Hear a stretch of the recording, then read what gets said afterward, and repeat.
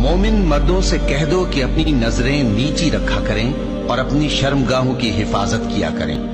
یہ ان کے لیے بڑی پاکیزگی کی بات ہے، اور جو کام یہ کرتے ہیں اللہ ان سے خبردار ہے۔ اور مومن عورتوں سے کہہ دو کہ وہ بھی اپنی نگاہیں نیچی رکھا کریں اور اپنی شرمگاہوں کی حفاظت کیا کریں، اور اپنی آرائش یعنی زیور کے مقامات کو ظاہر نہ ہونے دیا کریں مگر جو اس میں سے کھلا رہتا ہو، اور اپنے سینوں پر اوڑھنیاں اوڑھے رہا کریں، اور اپنے خاوند اور باپ اور خسر اور بیٹوں اور خاوند کے بیٹوں اور بھائیوں اور بھتیجوں اور بھانجوں اور اپنی جیسی مومن عورتوں اور لونڈی غلاموں کے سوا